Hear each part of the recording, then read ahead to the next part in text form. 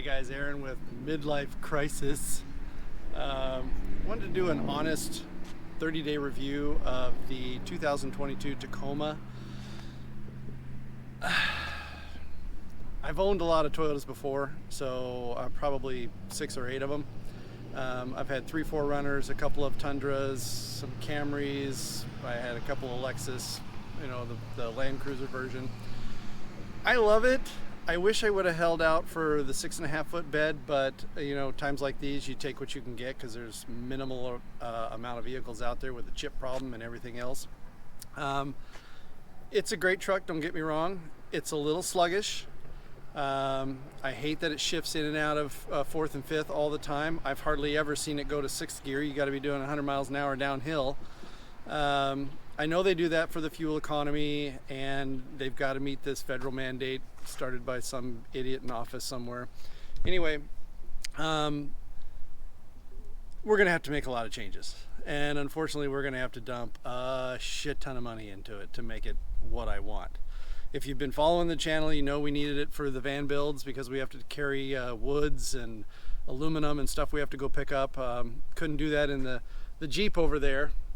That is now the property of my son behind the camera, who couldn't be happier. But also another thing, the stereo in the Jeep stock far outdoes the one in the Tacoma, so I can't take any more crap from him. I've got to upgrade that. We're gonna have to do some performance mods, obviously lift it. I've already ordered that kit. You're gonna have to stay tuned to see what that one is and how big we went.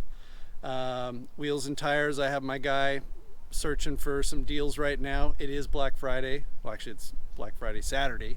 We're going to be doing some gear changing possibly. Okay, I bought it. Nitro had a Black Friday special, so we bought their 488 gears. I couldn't resist. It was 25% off. Those things are like $1,850, so we got them for $1,300. So I bought them. That's coming up. So that's the only one I'm going to tell you about that we're doing first off the bat. But we're probably going to invest somewhere in the neighborhood of about $30,000 in modifications to this thing. I've already ordered about 10 of that. So please subscribe, like the channel, hang on. We'll get to each one as we go. But let's take a look. I mean, obviously, let's do a little round about on the vehicle. The tailgate, you've got your camera, obviously. I like the slow opening. That's great. It's got a little 110 outlet out here. You just flick a switch inside and turns on. You got a little storage compartment. Obviously, it comes with the vehicle tie downs. So we have 4 of those. And of course, you've got the other smaller tie downs inside that you can tie your ropes to, and a couple on the sides as well. Tons of tie downs, so that's awesome. It's got the rails on the top. I really like that. So if we're hanging out plywood, lumber, anything metal, aluminum, it's not going to mark up the paint job. I will probably lose this eventually.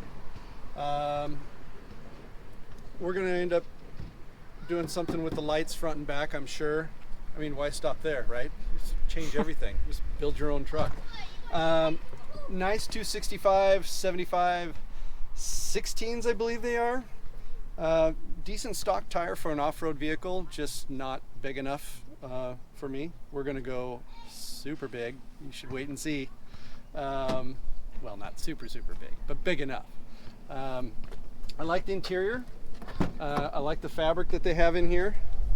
It's pretty decent. It's got storage behind here, storage behind the passenger side.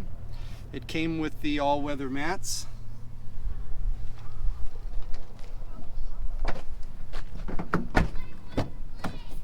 Good fit and finish. Everything's tight like you would expect from a Toyota. One of the things I noticed while driving it that I don't like is the steering is very tight. It's very stiff. I mean, you have to work at it to, like if you're driving on the freeway and you're going around a curve, you have to hold it. I mean, if you let go, it'll pull you straight super fast. Not too much else about the outside. We'll do something with this grille. Obviously, we're going to do front and rear bumpers, winch, all the, the lights, the fog lights, roof rack, and last but not least, towards the end, we're going to end up doing either an alu cab or something similar to that for camping and off-road adventures. But you'll have to stay tuned for those. Haven't decided yet, but you know, if you've shopped around and looked at that kind of stuff with Toyota, you're looking at anywhere from $8,000 to $15,000 to add one of those on top of the vehicle, which is why we have to beef up the suspension, which is part of the lift kit that I've purchased, which I'm not going to tell you about yet. You have to subscribe and stay tuned. But that one will allow us much more weight than the stock vehicle allows. Somewhere to the tune of an additional 250 pounds in front, 800 pounds in the rear. We can add above and beyond the factory limitations, which we'll need. Other than that, let me pop the hood for you. One of the things that I don't like about the vehicle, you film, one of the things I don't like, this thing is heavy and it doesn't come with any assistance. So I'm going to add some lifters, hydraulic lifters in the front, spring load, whatever the hell you call them. Yeah, a lot of this stuff is just got to change it. Airbox. No, I'm not going to put a supercharger in it as much as I'd love to. I just don't want to spend the extra $10,000, $12,000 to put that in. I don't think it's necessary. Some of the modifications that we're going to do will give us about another 50 to 100 horsepower on top of the already stock. I believe it's 285. But just some small changes in here. Plus, I don't want to void the warranty.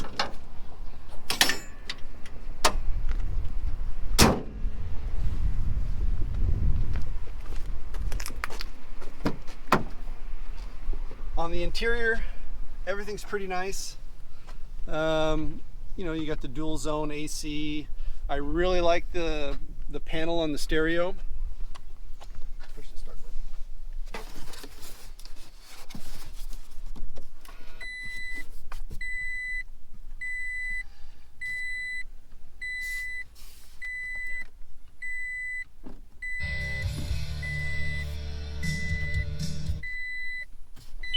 Come on. There we go. Anyway, I love the panel. I love all the features that it has. I mean, you can store up to like 48 stations. It's ridiculous. AC is super cold. Everything you would want in a new vehicle in 2022, except for that beeping.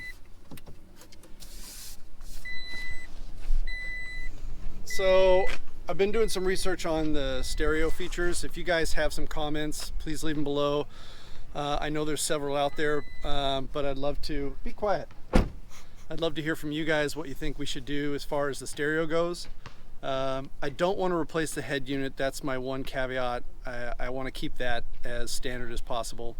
I love the features, the integration with the vehicle, everything like that. Obviously it needs new speakers, it needs amplification, it could use a little bit of bass in the back. What else? What else can we talk about on here? All the modifications, so stay tuned for all those. There's gonna be a lot of them.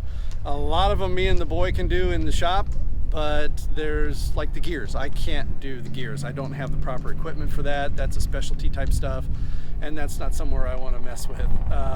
So we'll have somebody professional who's recommended by Nitro to install the gears here in Phoenix, Arizona, and we'll probably make a video of that, I'm sure.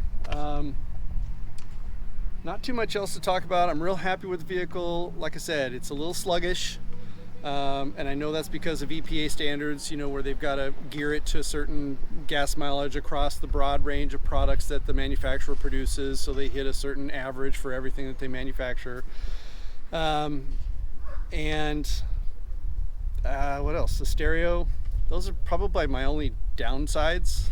You know, Toyota's built tough, and these vehicles last forever. I have beaten the crap out of everything that I've owned, pretty much. And I ruined my Toyota 4Runner's engine. I ran that to the ground. So I bought, the boy's first car was a 2009 Toyota 4Runner. We picked up for, oh God, $6,000 I think it was. It had 140 60,000 miles on it probably, and you can tell somebody just put a lot of armor all on it to clean it up and make it look good. But it was his first car, and eventually he was going to go into the Navy, so it was something for him to drive and whatever. And of course, it's his first car. You're going to drive it like you stole it. So he beat the shit out of it, and like days before he's ready to depart to the Navy, it literally dies. The engine would start, but you just hear shit rattling inside of it. You just know it's bad. I ended up selling it to somebody who wanted to put a new engine in it for like $2,500. So got a little bit of money out of it. I'm sure it was worth more in parts if you would have taken it apart. I've done that before in the past. But anyway, so Toyotas last forever. I've taken Toyotas and broken, control arms and things like that off-roading and still able to drive it home. Not so much in the Hummer I owned one time. We went up, and that's one of the trips we're going to do in this thing once we get it outfitted right, is we're going to go up the back roads to Crown King. That'll be awesome. Stay tuned for that one. But it is brutal. And so we took this Hummer, $125,000 Hummer, all decked out and everything, up this back road and broke it in the middle of the trail where there's cougars and all sorts of stuff at night. And I've got the two little ones. Shit, Austin was probably 4 maybe, and now he's almost 20. And we had to call Off-Road Recovery to come and get us. I called another buddy. He came up and got the wife and kids, ex-wife and kids. Just make that note. And I basically stood until Off-Road Recovery got there at 1 o'clock in the morning, and then they just drove me home because there was no way they could weld it in place where they were. Their welder wasn't strong enough, so they came and got it the next day and took it down to Cadillac where I got it from, and I ended up buying an even more expensive one, swapping it out like an idiot. Anyway, another story. Needless to say, I've owned a lot of vehicles, probably about 45 to 50 since I was 18. I'm 55 now. So I have an opinion on everything, according to my kids. So anyway, stay tuned. We're gonna get involved in this thing real fast. I don't know if we'll be able to pump out videos every week on it, but we do have the van build that we're doing on the channel, and so stay tuned. If you like that, subscribe, take a look at it. We're having fun with it. We just got done with the first van, so that one's up for sale. In any case, thanks for tuning in. If you like, subscribe, hit that notification, leave your comments below, things you think we should do to the Tacoma. I didn't get it. It's the taco truck. It's the Taco Beast, like everybody says on YouTube. Taco Beast. So yeah, so let us know what you think we should do to the Taco Beast, and stay tuned. Thanks guys, see ya.